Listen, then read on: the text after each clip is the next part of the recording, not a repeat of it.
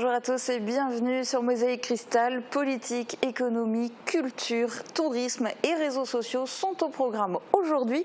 En voici déjà un aperçu dans le Flash Info du jour.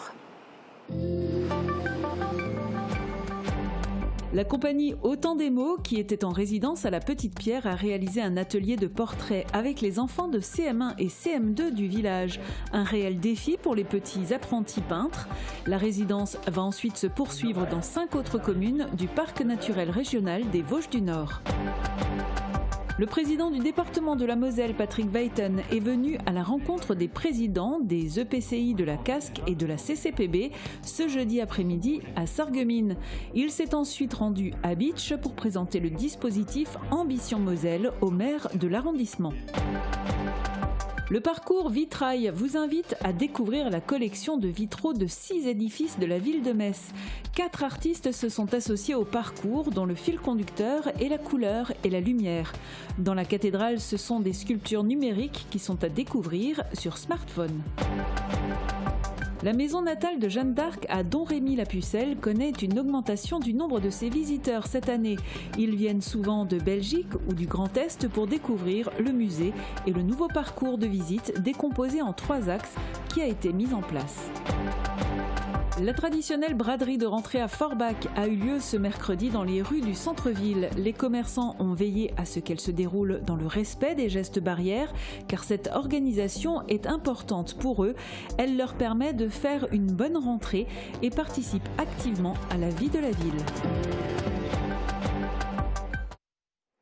On commence cette émission avec un chantier à Sirstal. De gros travaux de terrassement sont en cours dans cette petite commune. Reportage. Sable mouvant à Sirstal. La rue de l'église, en pente et surplombée par un haut talus, surplombe elle-même les maisons qu'elle longe. Mais à la longue, le talus a bougé et s'est affaissé au point de recouvrir la moitié de cette étroite rue, rendant toute circulation impossible. Et surtout, le danger commençait à se faire sentir pour les maisons en contrebas, avec des risques de fissures, voire de dégâts plus importants. Il devenait urgent d'agir. De gros travaux de terrassement sont en cours depuis début septembre pour rendre la route à nouveau praticable et pour éviter tout risque pour les maisons et les riverains. La partie de route en amont avait déjà été refaite il y a plusieurs années. Sur ce pan de talus mêlé de sable et de roches, il avait fallu procéder à du clouage pour renforcer la stabilité. Pour cette nouvelle portion de route, longée par un talus uniquement sablonneux, le clouage n'est pas nécessaire. L'opération globale s'élève à 60 000 €, dont 50% d'aide de l'État et du département. Le reste est financé par la commune de Sirstal. Le chantier devrait se terminer en fin de semaine prochaine. C'était une grande journée de rencontres pour le président du département de la Moselle, Patrick Weiten. Hier après-midi, il s'est entretenu avec les 2 présidents des intercommunalités de l'arrondissement, Roland Roth et David Suc. Et en soirée, Patrick Weiten a aussi rencontré les élus du territoire à l'espace Cassin de Bitche pour parler notamment du dispositif Ambition Moselle. Reportage de Thibaut Desmerlet. Hier soir, face aux élus du territoire de la communauté de communes du Pays de Bitche et celui de la communauté d'agglomération Sarreguemines-Confluence, Patrick Weiten a présenté les politiques et engagements du département de la Moselle. Après une analyse du bilan territorial, plusieurs plans ont été présentés pour le développement.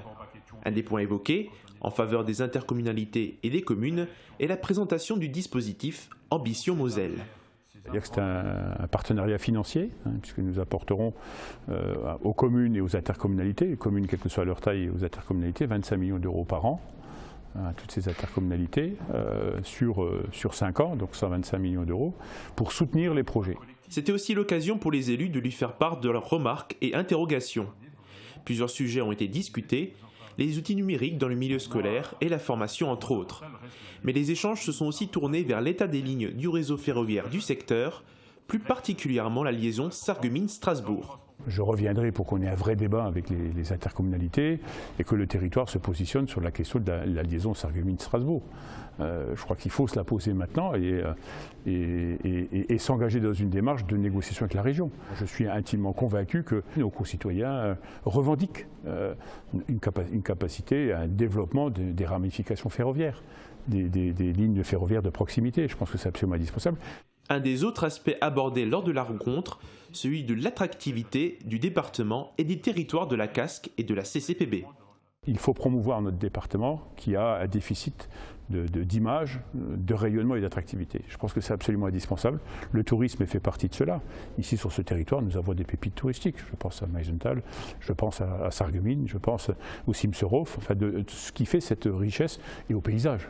Un plan d'urgence de 42,8 millions d'euros a aussi été présenté pour soutenir l'économie, l'emploi, le secteur associatif, culturel et sportif au sein du département. Forbach a précédé Sarreguemines. La première grande braderie post-confinement s'est déroulée mercredi dans le bassin houiller. Mercredi prochain, c'est la cité faïencière qui accueillera sa grande foire de la Saint-Michel. Dans quelles conditions cela s'est-il déroulé du côté de Forbach? Et bien évidemment, un grand renfort de masques et de gel hydroalcoolique, avec aussi une filtration du public aux 10 points d'entrée. Reportage d'Émilie Capodici.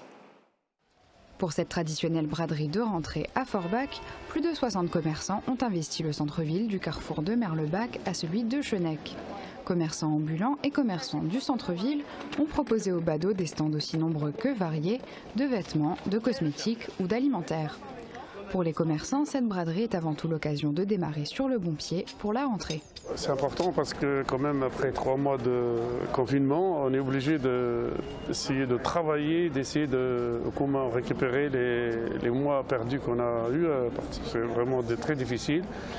On est là et toujours c'est difficile aussi de déballer avec on est obligé de respecter les gestes barrières, le passage de sécurité, de mettre les masques aussi. Le respect des gestes barrières tient à cœur tous les commerçants qui souhaitent avant tout que les braderies se déroulent dans les meilleures conditions. Et nous, les syndicats, on est obligés aussi de parler un petit peu aux clientèles pour les obliger à porter le masque pour qu'ils ne nous annulent pas les braderies, les marchés, pour qu'on travaille un petit peu. C'est notre devoir de le faire et c'est protection pour tout le monde. La santé, c'est chez nous, chez vous, chez tout le monde. C'est-à-dire si quelqu'un attrape la maladie, il peut l'amener chez lui. Et je vois qu'un petit peu dans les Vosges, ils annulent plein de braderies, plein de marchés. Et nous, dans la région de Grand Est, on fait attention au maximum pour qu'on garde quand même quelques braderies, marchés pour gagner notre vie, quoi, voilà. Une organisation d'ailleurs saluée par de nombreux commerçants, comme Sam, qui ce mercredi matin tient l'un des nombreux stands de vente de masques. La braderie est organisée top niveau, avec un système de sécurité top niveau. Écoutez, ça commence super. Ça démarre bien. Si les ventes démarrent plutôt bien pour certains, la fréquentation est encore timide en ce milieu de matinée. Forbach, pour moi, c'était quand même l'une des meilleures braderies de la région quand même. Hein. Avant, on travaillait très très bien, mais maintenant, bon, après le Covid-19, ça devient un petit peu dur. Parce que les gens, ils sont plus en contact. C'est-à-dire, ils ont peur même pour rentrer dans notre stand pour acheter, ils hésitent. Parce qu'ils ont peur parce que dès qu'ils pensent qu'il y a le corona, direct les gens ils pensent partout aller dans les stands, dans les magasins. Et vraiment ils achètent souvent les gens sur Internet. Je vois moi, ils me parlent tous, on a acheté ça Internet, sur Amazon, sur ci, sur ça. Et c'est ça, va casser les magasins et nous les non-sédentaires aussi. Les commerçants sédentaires du centre-ville, eux aussi, étaient au rendez-vous dès 8 h du matin, sur des stands dressés devant leurs boutiques respectives. On peut tout à fait y participer, voilà, bien sûr en payant son emplacement. Après, les tarifs restent super intéressants et pour nous, ça reste une journée où il y a quand même pas mal de passages dans la ville, donc pas mal de visibilité. Voilà, on est là, on y participe et on essaye de faire vivre un petit peu la ville à notre façon. Ça peut peut-être ramener une autre clientèle et des gens qui, oui, justement, n'osent peut-être pas toujours rentrer et se disent que finalement, il y a quand même de belles choses et voilà, c'est une opportunité. D'autant plus que comme à chaque braderie ou marché, c'est dans l'après-midi que la fréquentation atteindra son pic. Et si vous partiez déambuler aussi du côté de Metz, le masque est désormais obligatoire dans les rues du centre-ville, mais le parcours vitrail est maintenu. Il vous permet de découvrir la collection exceptionnelle de vitraux présente dans la ville. 6 édifices ouvrent leurs portes et accueillent des installations colorées et lumineuses. La basilique Saint-Vincent, la cathédrale Saint-Étienne, l'église Saint-Eucaire, l'église Notre-Dame, l'église Saint-Martin et l'église Saint-Maximin. Reportage. Suspendus dans la nef de la basilique Saint-Vincent de Metz, les piliers colorés s'accordent avec les vitraux pour proposer un jeu de lumière. Les couleurs franches et saturées s'emparent de l'espace, du volume qu'offre l'édifice, désacralisé en 2012. Des jeux chromatiques recherchés par l'artiste Elsa Tomkowiak, ici en visioconférence. La lumière vient créer un espèce d'effet, animer en tout cas aussi la couleur. Et puis on a l'impression comme d'un collage dans l'espace. Puisque la lumière rentre différemment dans les tubes que dans l'édifice. Il y a un jeu comme deux espaces qui se superposent. L'installation prend place au sein du parcours Vitrail, fruit d'une collaboration entre Constellation de Metz et les célébrations des 800 ans de la cathédrale Saint-Étienne. Le parcours invite le public à lever les yeux et à découvrir la collection exceptionnelle de vitraux présente à Metz. 6 édifices jalonnent le parcours. Avec ses 6500 mètres carrés de vitraux, la cathédrale de Metz n'y échappe pas. Et à l'intérieur, ce sont des sculptures numériques qu'il faut découvrir avec son téléphone ou sa tablette. L'idée, c'était de créer une œuvre avec des sculptures numériques, virtuelles et qui ne prennent pas de place dans l'édifice. Donc nous avons imaginé un projet en réalité augmentée. Nous avons créé une déambulation dans la cathédrale où les personnes auront une carte avec les différents endroits à déclencher dans la cathédrale, et une fois que la personne regarde les vitraux, ça déclenche la sculpture numérique, donc interactive. À quelques pas, rue Mazel, l'église Saint-Maximin se part d'un bleu immaculé, dénote l'étoile rouge de l'artiste Isabelle Adélus, et impossible de passer à côté des vitraux dessinés par Jean Cocteau. 4 artistes se sont associés au parcours Vitrail avec comme fil conducteur la couleur et la lumière. On fait aussi découvrir comment cet art inspire des artistes contemporains qui ont travaillé autour du thème de la couleur et autour du thème de la lumière, et donc qui proposent des installations artistiques dans ces 3 édifices pour montrer aussi de quelle manière le vitrail est un art qui est encore source d'inspiration aujourd'hui et source de création. Dans les 6 édifices, des vidéos drôles et décalées offrent des clés de lecture pour comprendre la signification de certains vitraux ainsi que les techniques de fabrication. À découvrir jusqu'au 15 novembre, du mercredi au dimanche, de 14h à 18h, et comptez 2 heures pour faire la balade complète. Mercredi prochain, notre nouvelle émission Polygone s'intéresse à l'art en milieu rural ou comment l'art se met à la portée de tous. Voici un exemple de cet art qui part à la rencontre du public avec la compagnie Autant des mots qui a profité de sa résidence à la Petite Pierre pour mener un atelier portrait avec les enfants. Reportage de Catherine Henrich. Atelier de portrait pour les enfants de CM1, CM2 de la Petite Pierre. Depuis une semaine, la compagnie Autant des mots a posé ses valises dans le village pour faire le portrait de quelques habitants, mais l'idée va bien plus loin.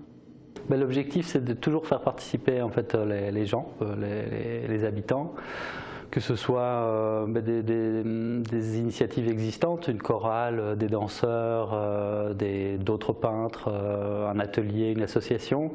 On essaye de les impliquer pour qu'il y ait effectivement cette représentation aussi du faire, que ce qu'on fait ensemble, de la réalisation commune, et pour avoir cet enjeu en fait durant une semaine, on crée quelque chose ensemble avec un public qui viendra assister en fin de semaine à le fruit de ces échanges-là. Pour les enfants, avant de se lancer dans la réalisation d'un portrait, il faut quelques notions que l'artiste va leur apprendre. Les oreilles, elles arrivent juste de l'œil jusqu'au nez, ici. Dessin et mise en peinture en à peine 1 heure d'atelier, c'est un vrai défi pour les apprentis peintres qui ne s'en sortent pas trop mal. Il y avait 2 gouttes de rouge sur mon beige, du coup je pouvais pas, et du coup j'ai mis du beige par-dessus et ça a tout mélangé. Maintenant elle a des joues. De son côté, l'artiste a réalisé 7 portraits, le début d'une aventure qui va se poursuivre dans 5 autres communes du parc des Vosges du Nord. On va récupérer successivement les expositions qu'on aura semées ici et là. Donc on va les laisser un mois ici à la Petite Pierre, un mois à Dellingen, un mois à Bouxwiller. Et puis après on récupère tous ces portraits pour faire une exposition globale en 2021 au festival Au Gré du Jazz, dans toutes les rues de la Petite Pierre en fait. Au total, 42 portraits verront le jour. Ils sont également accompagnés d'un documentaire audio réalisé au cours de la résidence. On va entendre mon point de vue au niveau sonore et qu'est-ce que j'ai qu'est-ce que j'ai entendu à la Petite Pierre et quels ont été les sons qui ont été assez significatifs. Par exemple, moi, ce qui m'a marqué qu'en arrivant, c'est les motos. Des œuvres à voir et à écouter et auxquelles les artistes auront associé les habitants de chaque village traversé pour brosser le portrait aux multiples facettes du territoire. Vous avez joué le jeu. Donc, L'art reprend sa place et le patrimoine retrouve ses visiteurs. Si les musées parisiens ont vu leur fréquentation baisser cet été, la province, elle, s'en sort mieux. Et c'est le cas de la maison natale de Jeanne d'Arc, située à Domrémy-la-Pucelle. Sa fréquentation a augmenté de 35% par rapport à l'année 2019. Reportage de nos confrères de Vie à Vosges. Si les musées parisiens ont vu leur fréquentation en baisse cet été, la province, elle, s'en sort mieux. C'est le cas de la maison natale de Jeanne d'Arc située à Domrémy-la-Pucelle, dont la fréquentation a augmenté de 35% par rapport à l'année 2019. Ce qui a changé pour cette période estivale, c'est bien la provenance des visiteurs. On a perdu énormément de visiteurs étrangers, notamment britanniques, allemands, luxembourgeois. En revanche, nos amis belges sont venus plus nombreux cette année et bien sûr, les Vosgiens se sont réappropriés leur patrimoine et de façon importante. Si vous souhaitez feuilleter les ouvrages... Importante aussi pour les visiteurs venus de la région Grand Est qui augmente également de 66% cette année. Pourtant, ce jour-là, c'est un couple de Parisiens qui est venu marcher dans les pas de la Pucelle d'Orléans. Quand on voit la statue à Paris et qu'on voit la petite statue ici, on se dit qu'il y a une grande différence, mais qu'au moins ici on est au cœur de l'histoire. Le site a rouvert début juin et si de nombreuses mesures préventives ont été instaurées comme la visite limitée à 10 personnes, la crise sanitaire a fortement modifié la manière de travailler du personnel. On a un agent qui accueille les visiteurs, qui leur explique en fait le sens de visite qui est unique. On a un agent boutique qui est juste ici et qui du coup est là pour servir les visiteurs qui souhaiteraient acheter un objet en boutique pour éviter toute manipulation excessive. Et enfin on a un agent de flux qui, comme son nom l'indique, est là pour fluidifier un petit peu les visites. Alors que l'on célébrait cette année le centenaire de la canonisation de la fille de la Frontière, le département mise beaucoup pour intensifier l'attractivité du site sur les derniers aménagements, la restructuration totale des jardins ainsi que le nouveau parcours qui se décompose en 3 axes. Un parcours chronologique, les dates clés évidemment de la vie de Jeanne d'Arc et de sa chevauchée, également un parcours avec les ressources, l'iconographie et surtout aussi un parcours enfant qui permettra de mieux cerner Jeanne, mais dans ce contexte de l'enfance. Bien que la maison natale soit ouverte, l'objectif c'est que tous les travaux soient terminés pour la 37e édition des Journées du patrimoine les 19 et 20 septembre prochains. Déjà ouvert également le site archéologique de Grand qui, malgré sa localisation un peu plus excentrée des grands axes de circulation, a lui aussi cet été enregistré une hausse de sa fréquentation de 17% par rapport à l'année dernière. Dans un instant, on revient sur l'actu qui a marqué la Moselle-Est cette semaine et on fait le tour de ce qui fait le buzz sur les réseaux sociaux. Pour le moment, on jette les yeux vers le ciel pour connaître la météo de demain. La météo vous est présentée par le Crédit Mutuel. Une banque qui appartient à ses clients, ça change tout. Couverture et zinguerie, une toiture Moder Habitat apporte sécurité, protection et pérennité par tous les temps.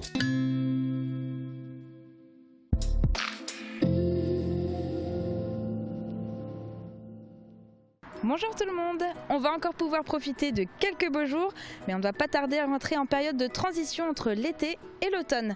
Pour les abeilles, c'est déjà le début de l'hivernage. Vous le savez, l'alerte est lancée depuis de nombreuses années, les abeilles sont en déclin et pourtant elles sont indispensables au bon fonctionnement de notre écosystème. Heureusement, on peut les aider facilement depuis notre jardin, en plantant des fleurs, en installant un hôtel à insectes, en bannissant les pesticides ou encore plus simplement en laissant un espace complètement sauvage.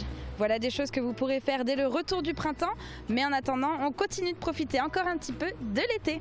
J'espère que vous n'avez pas rangé trop loin votre parasol et votre crème solaire parce qu'ils seront utiles demain.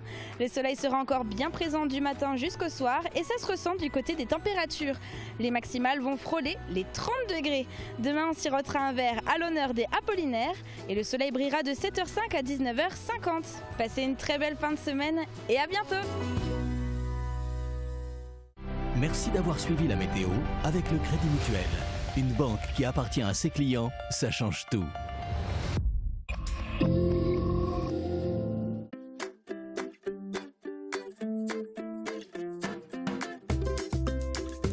Découvrez la nouvelle saison culturelle de la ville de Sarreguemines dès le 25 septembre prochain.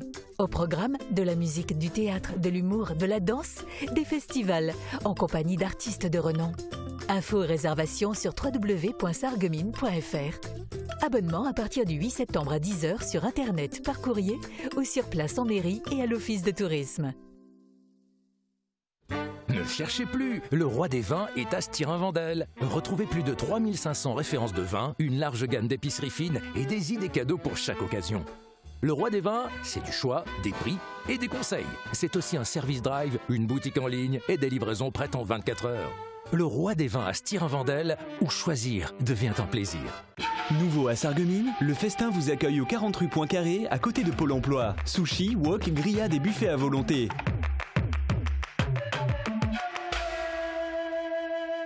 L'acteur principal, hein. Waouh, le charme! Vous n'avez rien remarqué? Ouais. Oui, c'est vrai, moi aussi. Pourtant, Nadine est équipée de 2 appareils auditifs. C'était lui le mieux dans le film. À la passion de l'audition, nos appareils allient discrétion et efficacité.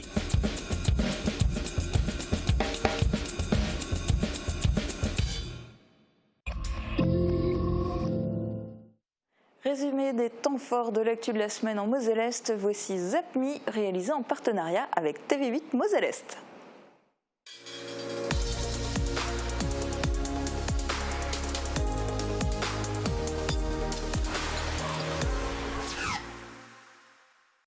Une ATSEM de l'école maternelle Maud Fontenoy de Sarreguemines a été détectée positive à la Covid-19. L'ensemble du personnel de l'école a été placé en quatorzaine. L'école reste ouverte et continue de fonctionner avec des personnels remplaçants. Pour l'une de ses premières sorties, le nouveau préfet de la Moselle, Laurent Touvet, est allé à Saint-Louis-les-Bitches. Bien évidemment, il s'est rendu aux Cristalleries de Saint-Louis pour visiter le musée, puis la manufacture, un fleuron du pays de Bitche qui n'a pas manqué de l'émerveiller. L'entreprise Seifert, basée sur le site de l'Europol à Hambach, est en train de terminer la construction de son centre logistique malgré l'absence de garanties liées aux annonces de Mercedes-Benz. Elle disposera de 21 000 m² supplémentaires en fin d'année. François Bloch, le chef du Petit Comptoir à Sarreguemines, ira en finale de la Coupe de France de Burger 2020 le 21 septembre à Paris. Il y présentera son burger baptisé le Petit Compte en compagnie des 24 autres candidats sélectionnés. Le thème choisi cette année est la créativité à la française. Le programme Je t'aime mon cœur aide à lutter contre les maladies cardiovasculaires. Il existe à Sarreguemines depuis 10 ans et 1135 personnes en ont déjà bénéficié.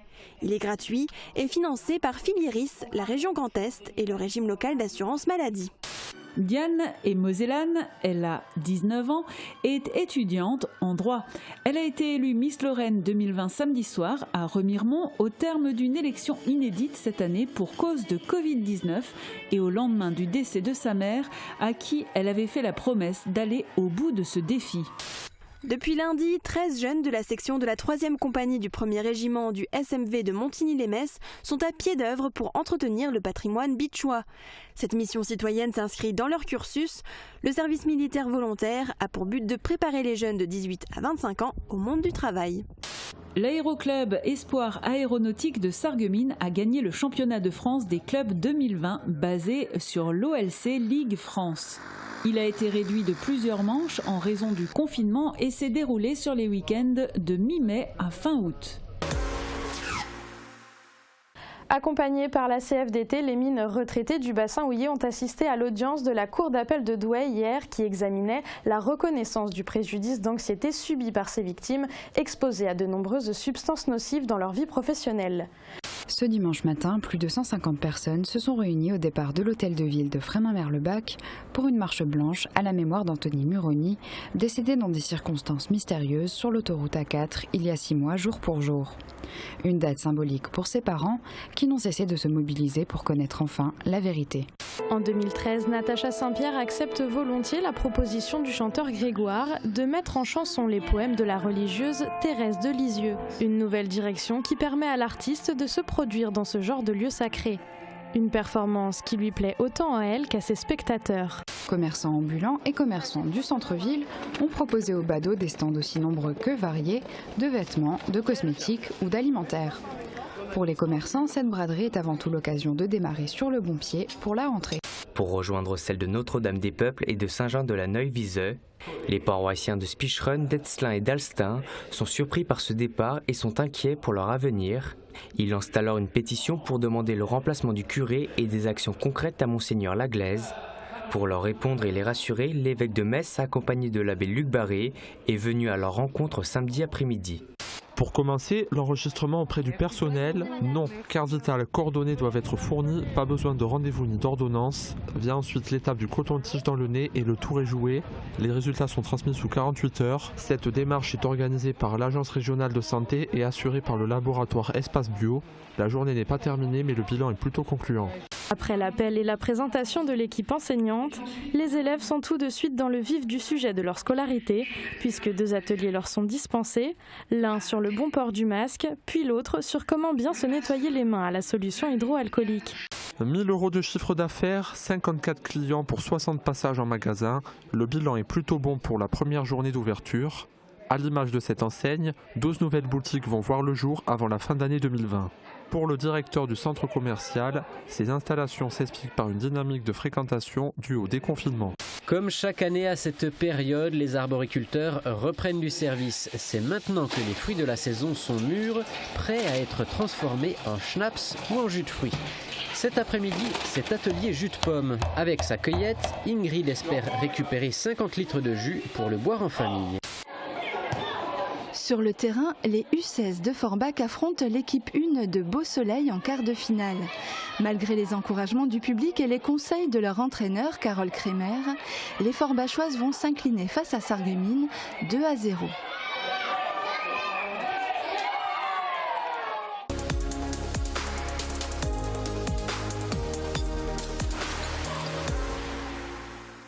On retrouve à présent Marie-Morgane Lorenz pour une nouvelle chronique vue sur le web. Aujourd'hui, elle fait le tour des comptes zéro déchet sur les réseaux sociaux. Et comme d'habitude, elle vous a déniché des pépites. Regardez.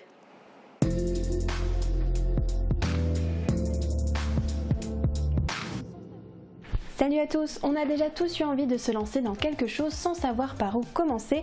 Eh bien les réseaux sociaux peuvent parfois être très utiles quand on cherche des informations ou des astuces. Il y a notamment de plus en plus de comptes Facebook et Instagram spécialisés dans le zéro déchet. Et la première dont je voudrais vous parler, c'est une page locale. Vous pouvez suivre sur Facebook la page Zéro déchet Sarreguemines et environ. Alors vous y découvrirez plein de bonnes astuces, des boutiques à visiter pour faire des achats en vrac et des recettes pour faire des produits ménagers et cosmétiques maison. Sur cette page, on parle aussi des événements, notamment les marchés paysans qui permettent de rencontrer les producteurs locaux. Bref, c'est un bon moyen de se lancer. Je suis sûre que les personnes déjà abonnées à cette page se feront un plaisir de répondre à toutes vos questions. Et maintenant direction Instagram pour découvrir le compte de Blog Matcha. Il est tenu par Marie, elle habite Strasbourg et dessus vous pourrez y trouver plein de recettes super sympas qui donnent l'eau à la bouche. J'ai moi-même envie d'en tester quelques-unes que je me suis mise de côté. Et je vous invite à découvrir son blog sur lequel elle partage ses idées pour recycler vos vêtements par exemple.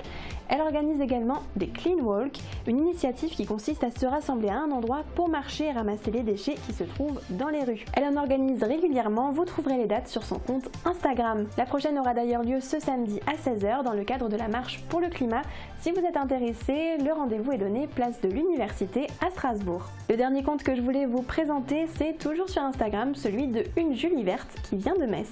Si vous voulez aller plus loin et trouver des idées pour savoir comment déboucher son évier sans produits chimiques, pour avoir des conseils de jardinage, pour créer un compost ou encore pour avoir des idées de cadeaux zéro déchet, rendez-vous sur son compte. Elle a aussi un blog qui regroupe toutes ses idées et elle a également écrit un livre, L'autonomie pour la liberté. Vous pouvez dès à présent le précommander sur son site. Et voilà, vous avez déjà quelques pistes pour vous lancer. Il y a bien évidemment des centaines d'autres comptes. N'hésitez pas à fouiller les réseaux sociaux pour trouver des pépites. Et quant à moi, je vous retrouve la semaine prochaine pour une nouvelle chronique. Mosaïque Cristal aussi est présente sur les réseaux sociaux. N'hésitez pas à liker et à commenter nos publications. Et puis vous pouvez regarder nos émissions sur YouTube, sur notre site internet et évidemment sur votre télé via les box et le câble. Restez branchés.